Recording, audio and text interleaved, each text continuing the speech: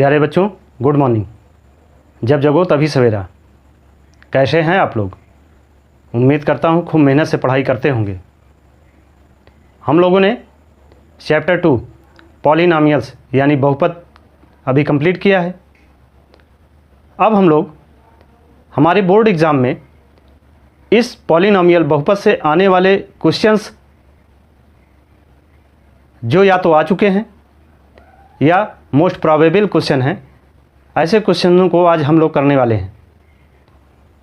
लेकिन इसको करने के पहले एक चीज़ समझना ज़रूरी है कि हमने इस पूरे पॉलिनॉमियल चैप्टर में कई टॉपिक्स पढ़े हैं और इन टॉपिक्स में जो जो क्वेश्चंस हमने किए हैं। दूसरी चीज़, हमारे एग्ज़ाम में जो भी क्वेश्चंस पूछे जाते हैं वो कई टॉपिक्स में होते हैं, कई प्रकार के हो सकते हैं।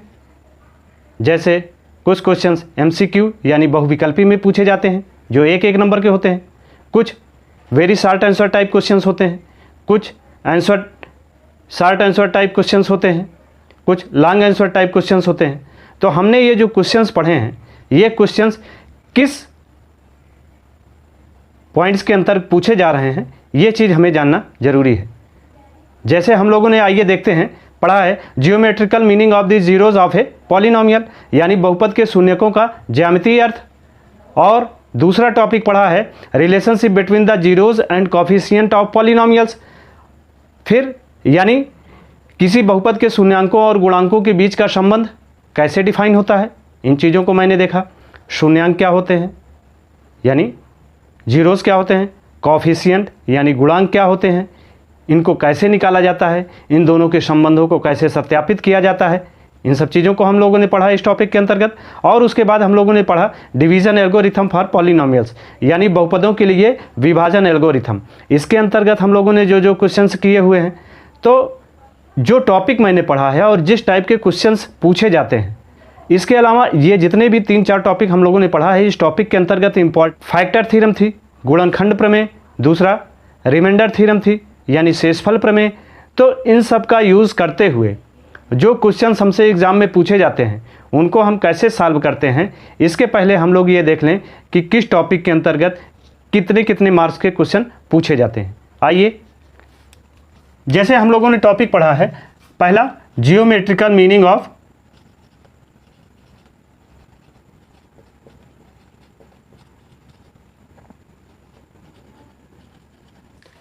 तो हम लोगों ने इस टॉपिक के अंतर्गत देखा कि geometrical meaning of the zeros of A polynomials यानी बहुपद के शून्यांकों का ज्यामितीय अर्थ।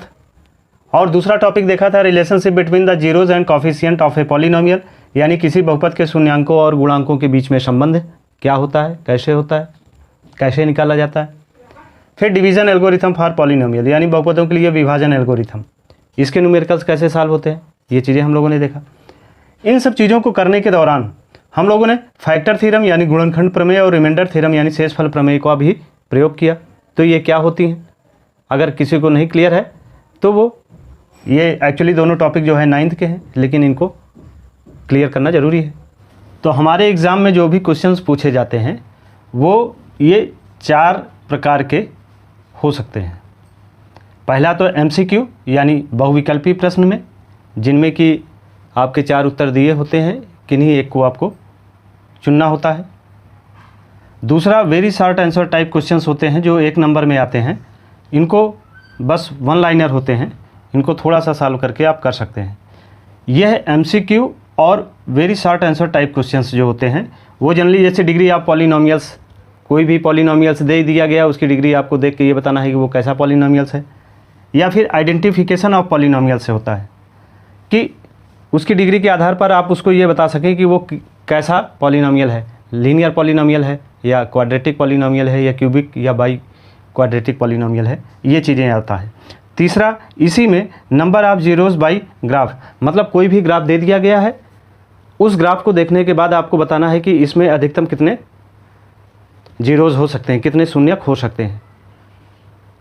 तो इस तरीके के MCQ और very short answer type questions में degree of polynomials, identification of polynomials and number of zeros by graph, इसमें जो है इस टॉपिक से जनरली क्वेश्चन पूछे जाते हैं। अब उसके बाद बात आती है शॉर्ट आंसर टाइप क्वेश्चंस। ये जनरली एक तो कुछ क्वेश्चंस 2 मार्क्स में पूछे जाते हैं और कुछ क्वेश्चंस 4 मार्क्स में पूछे जाते हैं, और वो रिलेटेड होते हैं relationship between zeros and coefficient of a polynomial and division algorithm for polynomial, और ये इसी दोनों टॉपिक से 6 नंबर में भी पूछे जाते हैं। तो यानी ये है दोनों टॉपिक जो है बड़ा ही इंपॉर्टेंट है। इसी से आपको 2 नंबर, 4 नंबर और 6 नंबर के दोनों क्वेश्चंस पूछे जाते हैं। Generally find the polynomials when zeros given, जब आपको शून्यक दिया गया हो उस समय आपको पॉलिनोमियल्स यानी बहुपद ज्ञात करना हो, तो ऐसे क्वेश्चंस आपके 2 मार्क्स में भी पूछे जाते हैं और 4 मार्क्स में भी पूछे जाते हैं। Relationship between zeros and coefficient, कोई भी बहुपद आपको दे दिया गया है, उनके गुणांकों और शून्यांकों के बीच में संबंध को डिफाइन करने के लिए वो भी क्वेश्चंस जो हैं 4 मार्क्स में पूछे जाते हैं। और इतना ही नहीं बल्कि वेरिफिकेशन ऑफ डिवीजन एल्गोरिथम, वो भी इस 4 नंबर में पूछे जाते हैं। माने यह जो टॉपिक है इससे भी 4 नंबर में क्वेश्चन पूछे जाते हैं और इससे 6 नंबर में भी पूछे जाते हैं। तो यानी यह एक ऐसा टॉपिक है जिससे 4 नंबर और उसी से 6 नंबर, तो उससे दोनों क्वेश्चन पूछे जा सकते हैं। यानी यह एक ऐसा टॉपिक है जिससे 4 नंबर और 6 नंबर के क्वेश्चन पूछे जा सकते हैं।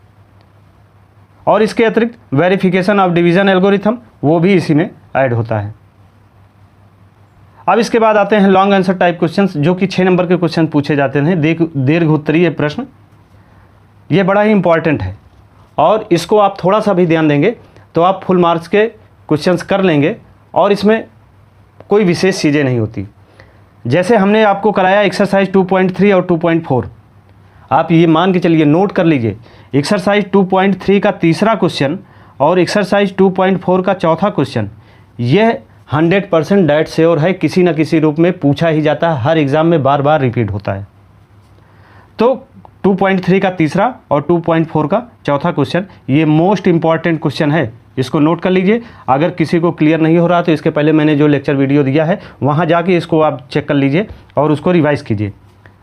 इसके अतिरिक्त 2.3 का फोर्थ क्वेश्चन जो है और 2.3 का फोर्थ क्वेश्चन जो है और 2.4 का थर्ड क्वेश्चन जो है, ये हमेशा 2-3 साल के गैप पे पूछा जा रहा है। और इसके अतिरिक्त 2.4 का दूसरा और 5वां क्वेश्चन हर तीसरे चौथे साल ये रिपीट कर रहा है।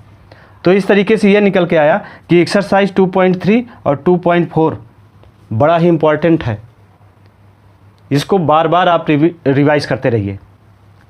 और इसके अतिरिक्त लॉन्ग आंसर टाइप क्वेश्चंस में आपको कोई भी ग्राफ बनाने को दे दिया जाए, कोई भी पॉलिनोमियल्स दिया गया है उसके आधार पर आपको ग्राफ बनाने के लिए दे दिया जाए, या फिर वेरिफिकेशन ऑफ डिवीज़न एल्गोरिथम, मतलब कोई भी पॉलिनोमियल्स दे दिया गया है तो उसमें आप उसकी सत्यता की जांच करनी है कोफिशिएंट और उसके जीरोस के आधार पे। और फोर्थ, इस 6 नंबर में जो पूछा जाता है, जैसे कोई भी पॉलिनोमियल्स दिया गया है तो उसमें आपको px और gx दिया गया है, उसके डिवीज़न के बाद जो qx आता है वो qx px का फैक्टर होगा कि नहीं, px का गुणनखंड होगा कि नहीं, इस आधार पर भी ये 6 नंबर के क्वेश्चन जनरली इसी पार्ट से पूछे जाते हैं। अब इसके बाद आइए हम लोग यह देखते हैं कि कौन कौन से क्वेश्चंस बार बार रिपीट हो रहे हैं। यह कुछ स्पेशल रिजल्ट हैं जिन्हें आपको हमेशा ध्यान में रखना है। कभी कभी 1 नंबर में ये क्वेश्चंस पूछे जाते हैं। वो क्या रिजल्ट हैं? x की पावर n माइनस a की पावर n सदैव x माइनस a से पूर्णतः विभाज्य हैं। यानी x माइनस a यानी x की पावर n माइनस a की power n always fully divisible by x minus a। यानी कोई भी संख्या अगर x की पावर n और a की पावर n के रूप में दी गई है तो वो हमेशा x माइनस a से कट जाएगी। दूसरा, x की पावर n माइनस a की power n always fully divisible by x plus a when n is a even number. यानी x की पावर n माइनस a की power n x plus a से पूर्णतः विभाज्य तभी होगा जब यह n की वैल्यू, मतलब degree of x and degree of a क्या हो, इवन नंबर हो, यानी सम संख्या हो। क्या हो? सम संख्या हो, ठीक ना। और x की पावर n प्लस a की power n always fully divisible by x plus a when n is a odd number, यानी n क्या हो? वो विषम संख्या हो, यानी x और a की जो डिग्री है, घात है, वो विषम संख्या हो, तभी x की पावर n प्लस a की power n x plus a से पूर्णतः विभाज्य होगा। फोर्थ पॉइंट है x की पावर n प्लस a की power n never fully divisible by x minus a, यानी जब x की पावर n प्लस a की पावर n को x माइनस a से डिवाइड करेंगे तो वो कभी भी नहीं कटेगी। समझ रहे हैं?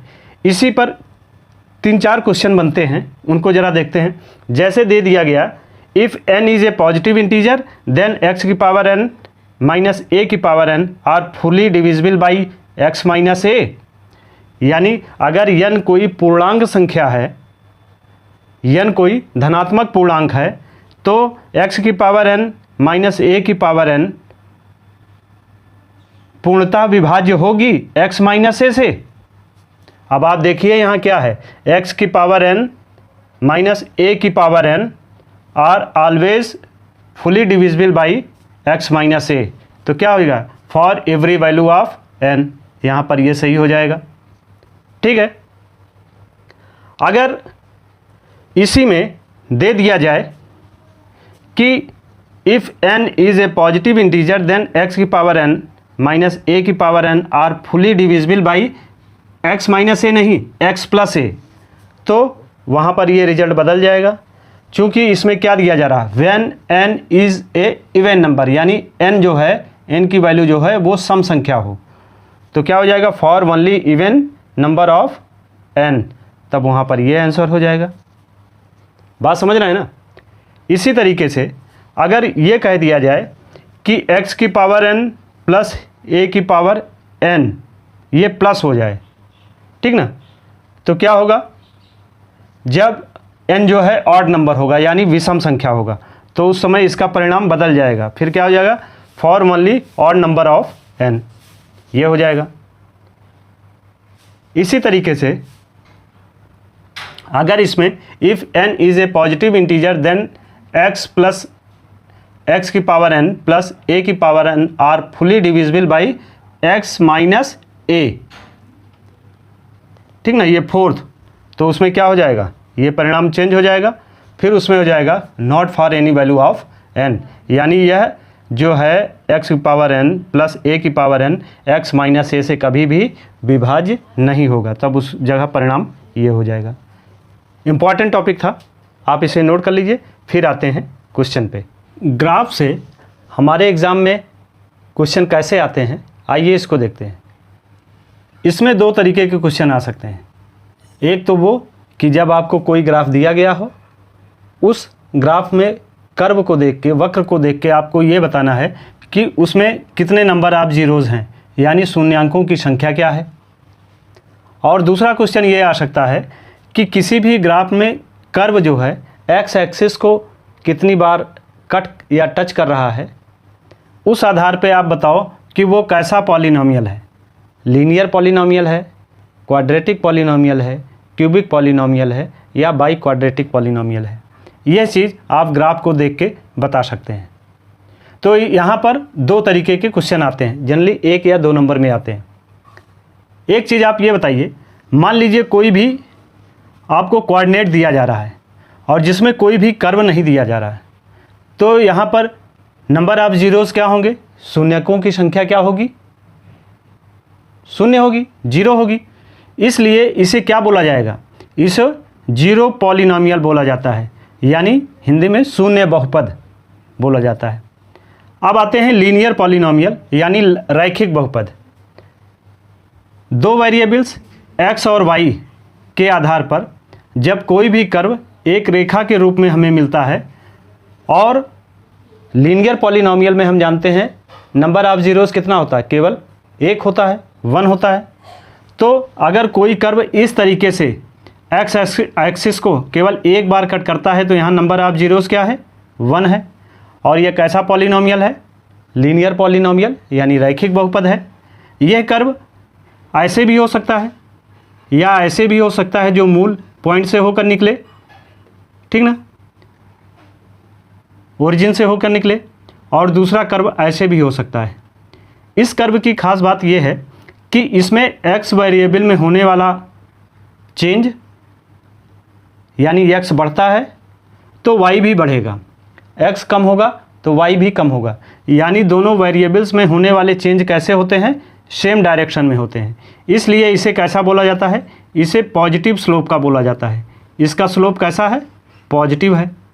इसी तरीके से जब कर्व ऊपर से नीचे की ओर आता हुआ होगा तो यहाँ पर आप देखिए, मान लीजिए ये x1 है और ये y1 है, x1 से x बढ़कर x2 हो जाता है तो y1 से y जो है घटकर y2 हो जाता है, यानी x में वृद्धि हो रही है और y में कमी हो रही है।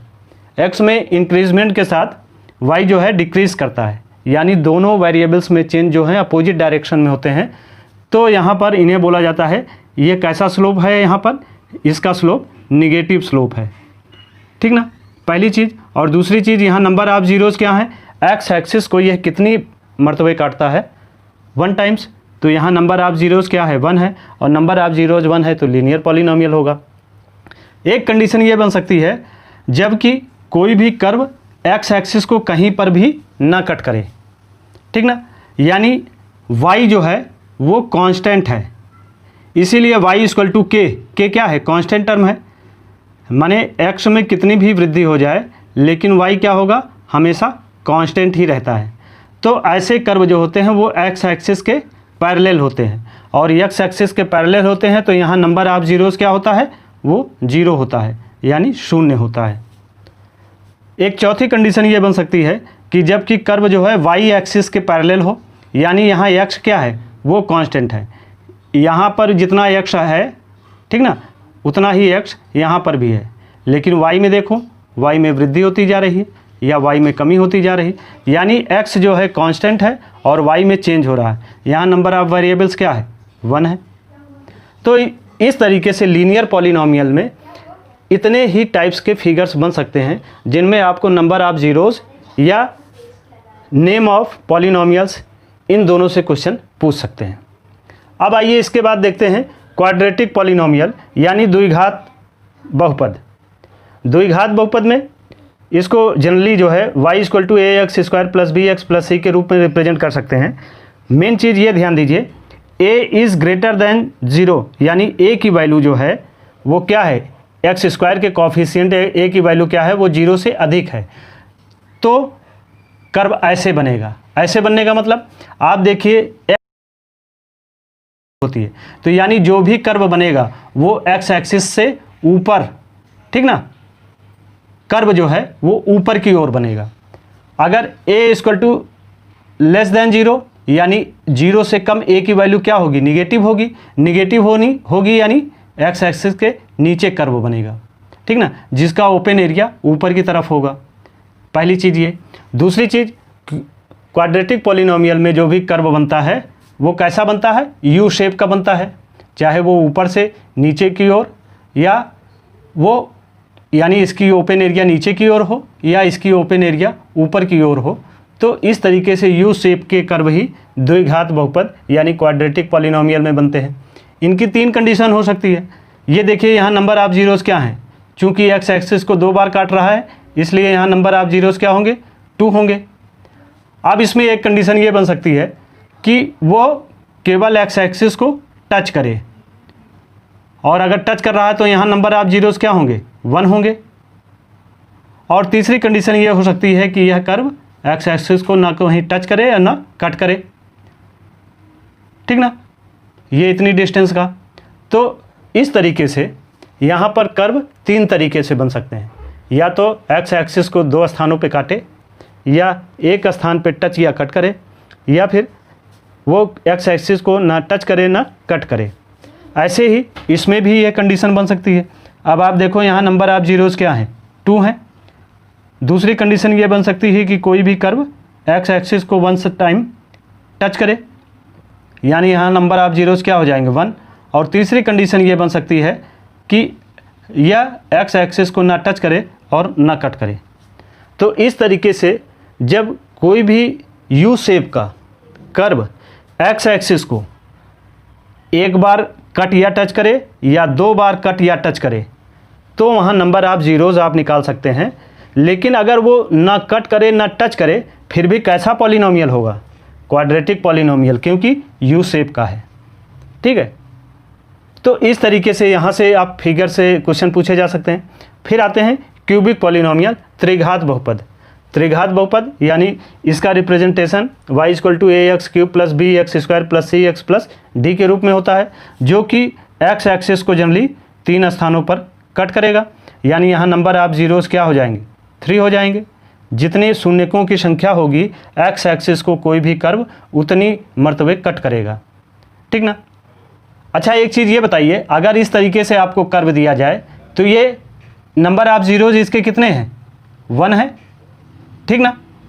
लेकिन ये कर्व कैसा है, चूँकि नंबर ऑफ जीरोस के ही आधार पर आप बता सकते हैं कि यह कर्व क्यूबिक है कि नहीं है।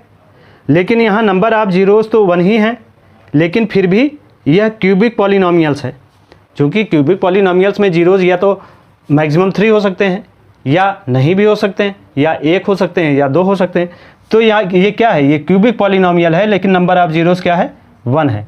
इसी तरीके से बाई क्वाड्रेटिक पॉलिनोमियल यानी द्विवर्ग बहुपद, जिन्हें generally ax⁴ + bx⁴ + cx² + dx + e के रूप में रिप्रेजेंट कर सकते हैं। जब कोई भी कर्व x एक्सिस को 4 टाइम्स 4 बार अगर काटता है तो यहाँ नंबर ऑफ जीरोस क्या हैं, वो 4 हैं। और इस आधार पर आप कह सकते हैं कि यह क्या है, ये बाई क्वाड्रेटिक पॉलिनोमियल या द्विवर्ग बहुपद है। तो इसी तरीके से पूरे ग्राफ में आगे पीछे करके क्वेश्चन पूछ सकते हैं, इसको आप केयरफुली देख लीजिए। अब आइए इसके बाद देखते हैं क्वाड्रेटिक पॉलिनोमियल से रिलेटेड जो भी क्वेश्चन एग्ज़ाम में आए हुए हैं या मोस्ट प्रोबेबल हैं, अब उन्हें करते हैं। क्वेश्चन दे रहा है find the value k if -1 is a zero of the polynomial. यदि बहुपद का शून्यक -1 हो तो k का मान ज्ञात कीजिए। इक्वेशन दे रहा है इक्वेशन दे रहा है px = kx² - 4x + k। तो ऐसे क्वेश्चंस जब भी आपको देखने को मिले जिसमें कि आपको उसका जीरोस दिया गया हो यानी शून्यक दिया गया हो और कोई एक नया टर्म दिया जाए जिसका मान पूछा जाए, सिंस -1 इज ए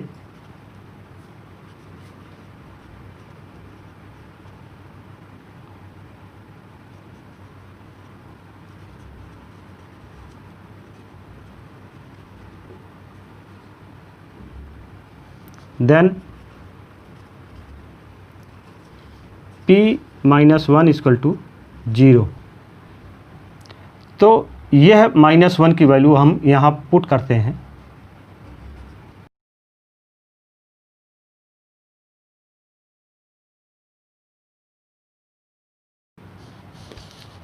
ठीक ना। -1 इस इक्वेशन में रखते हैं जहाँ पर x है, तो kx² यानी -1 का होल स्क्वायर 4 × x 4 - 1 + k = 0 आना चाहिए।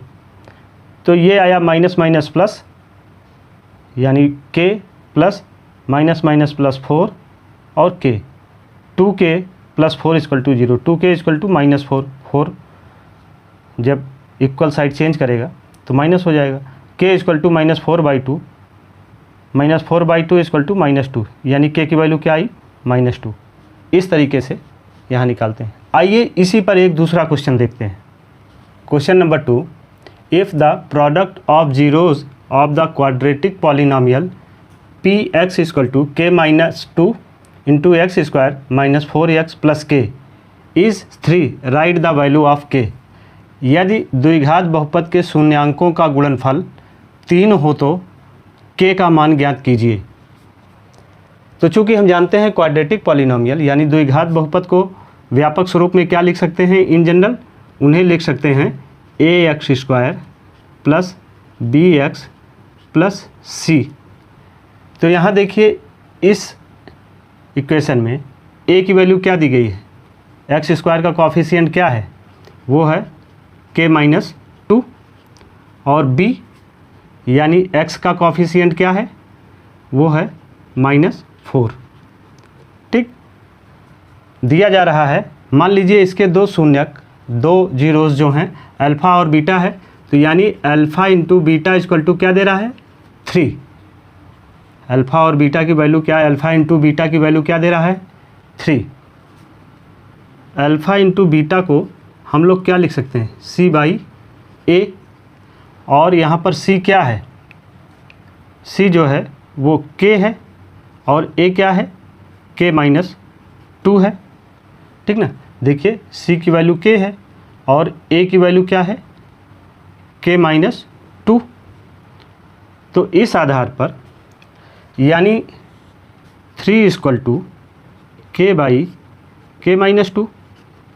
अब अगर इसे हम तिर्यक गुणा इसका करा देते हैं तो ये क्या हो जाएगा 3k-2 = k। तो ये हो गया 3k-6 और ये इधर आ जाएगा तो ये हो जाएगा -k = 0। तो ये हो जाएगा 3k से 1k माइनस हुआ तो हो गया 2k। 2k = 6, इधर जाएगा तो प्लस में हो जाएगा, तो k = 6/2 यानी 3। तो k की वैल्यू यहाँ क्या आ गई 3 आ गई। इस तरीके से इस क्वेश्चन को आप सॉल्व कर सकते हैं। अब आइए इसके बाद देखते हैं। आइए नेक्स्ट क्वेश्चन 4 लेते हैं। If alpha and beta are the zeros of a quadratic polynomial px = 4x² - 5x - 1, find the value of α² beta plus alpha beta square. यदि अल्फ़ा और बीटा किसी द्विघात बहुपद के शून्यक हों तो α² beta plus alpha beta square का मान ज्ञात कीजिए। तो ऐसे क्वेश्चंस को करने के लिए आपको यह बात समझना ज़रूरी है कि इसके लिए सबसे पहले आप क्या करेंगे कि इनके शून्यांकों के योग और शून्यांकों के गुणनफल, यह दो चीज़ें निकालेंगे। और उसे कैसे निकालते हैं आइए देखते हैं। px = 4x² - 5x - 1, तो यानी क्वाड्रेटिक पॉलिनोमियल द्विघात बहुपद को व्यापक रूप में हम लोग लिख सकते हैं ax² + bx + c। तो देखिए x² का कॉफिशिएंट क्या है 4, यानी a क्या है 4 है तो a = 4। वैसे b x का कॉफिशिएंट है तो यहाँ क्या है -5, तो b = -5 और c = -1। ठीक, दिया जा रहा है कि अल्फ़ा और बीटा px के दो शून्यक हैं। Given alpha and beta are the zeros of px, so sum of zeros यानी शून्यांकों का योग अल्फ़ा प्लस बीटा को हम लोग जानते हैं कि -b/a के रूप में रिप्रेजेंट करते हैं। -b की वैल्यू क्या है -5 और -b तो यानी माइनस इंटू -5/a की वैल्यू क्या है 4/4। तो इस तरीके से माइनस माइनस प्लस 5/4 आ गया। ठीक, अब इसके बाद देखते हैं प्रोडक्ट ऑफ जीरोज यानी शून्यांकों का गुणनफल alpha into beta. Alpha into beta को c/a के रूप में रिप्रेजेंट करते हैं। c क्या है -1 तो -1, a क्या है 4 -1/4। ठीक, माना ये इक्वेशन 1 है और ये इक्वेशन 2 है। हमें प्रूव क्या करना है, फाइंड क्या करना है, α² beta plus alpha beta square की वैल्यू ज्ञात करनी है। Now α² beta plus alpha beta square, तो हम इसमें क्या करते हैं कि अल्फ़ा और बीटा कॉमन ले सकते हैं। अल्फ़ा और बीटा को कॉमन लिया तो यहाँ क्या बचा अल्फ़ा प्लस इसमें बचा बीटा, तो अल्फ़ा प्लस बीटा यानी alpha into beta into alpha plus beta. तो अल्फ़ा इंटू बीटा की वैल्यू क्या आई -1/4, तो ये -1/4 into alpha plus beta, alpha plus beta की वैल्यू क्या आई 5/4, ये 5/4 यानी फ्रॉम इक्वेशन 1 एंड 2 से। अब देखिए -1 इंटू 5 इक्वल टू -5 और 4 4 जा 16। तो इस तरीके से alpha square beta plus alpha beta square की वैल्यू क्या आ गई, -5/16। इस टाइप के क्वेश्चंस को आप ऐसे लगा सकते हैं। Question number 5, if 1 zeros of the quadratic polynomial alpha square plus 9 into x square plus 13x plus 6 alpha is inverse of the other than find the value of alpha. यदि द्विघात बहुपद alpha square plus 9 into x square plus 13x plus 6 alpha का एक शून्यक दूसरे शून्यक का व्युत्क्रम हो तो अल्फ़ा का मान ज्ञात कीजिए। पी एक्स क्या दिया जा रहा है, alpha square plus 9 into x square plus 13x plus 6 alpha. Generally quadratic polynomial को, द्विघात बहुपद को हम लोग a x square plus b x plus c के फॉर्म में रिप्रेजेंट कर सकते हैं। इस आधार पर देखिए एक्स स्क्वायर का कॉफिशिएंट क्या है, ए है, और ए की वैल्यू क्या आ रही है, A equal to alpha square plus 9, और बी एक्स का कॉफिशिएंट है यानी बी इक्वल टू क्या आ रहा है 13, और सी यानी 6 अल्फ़ा। ठीक ना। अब आइए दूसरी चीज़, मान लीजिए एक ज़ीरो जो है, एक शून्यक उसका अल्फ़ा है और दूसरा शून्यक जो है वो पहले शून्यक का व्युत्क्रम है। तो let 1 zeros of polynomial is alpha and second is 1/अल्फ़ा, यानी एक अल्फ़ा होगा तो दूसरा क्या होगा 1/अल्फ़ा होगा। देन प्रोडक्ट ऑफ जीरोज़ यानी शून्यकों का गुणनफल यानी alpha into beta, alpha into beta को सी बाई ए के रूप में रिप्रेजेंट कर सकते हैं। तो C by A equal to क्या हो जाएगा, अल्फ़ा इंटू 1/अल्फ़ा। सो अल्फ़ा इंटू 1/अल्फ़ा equal to C by A. तो सी की वैल्यू क्या आई है 6 अल्फ़ा और ए की वैल्यू आई है अल्फ़ा स्क्वायर प्लस 9। तो alpha square plus 9 equal to 6 alpha. Then alpha square plus 9 minus 6 alpha को इधर लिखते हैं इक्वल टू 0। तो इसे हम लोग इस तरीके से भी लिख सकते हैं, alpha square minus 6 alpha plus 9 equal to 0। अब इसे क्या करते हैं हम लोग, इसका चूँकि क्वाड्रेटिक पॉलिनोमियल है तो मिडिल टर्म का हम लोग फैक्टर करते हैं। 6 अल्फ़ा को ऐसा ब्रेक करना है जिसका मल्टीप्लिकेशन तो 9 अल्फ़ा स्क्वायर है और जबकि इसका एडिशन जो हो वो 6 अल्फ़ा हो। तो यानी ये 3 3 जा 9 एंड 3 प्लस 3 इक्वल टू 6। तो इसे 3 अल्फ़ा में ब्रेक करते हैं।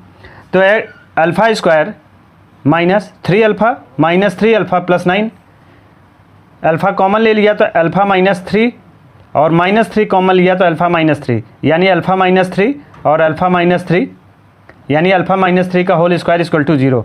अल्फ़ा की वैल्यू क्या आ गई 3, अल्फ़ा की वैल्यू कितनी आ गई 3। तो इस तरीके से हमें जो निकालना था कि अल्फ़ा की वैल्यू ज्ञात कीजिए वो हमने निकाला। और ये अल्फ़ा की वैल्यू तब जब 1 zeros के रूप में अल्फ़ा दिया गया है और दूसरा जीरोज जो है वो उसका क्या है व्युत्क्रम है यानी इनवर्स है। तो इस तरीके से हमने यहाँ पर वैल्यू निकाली।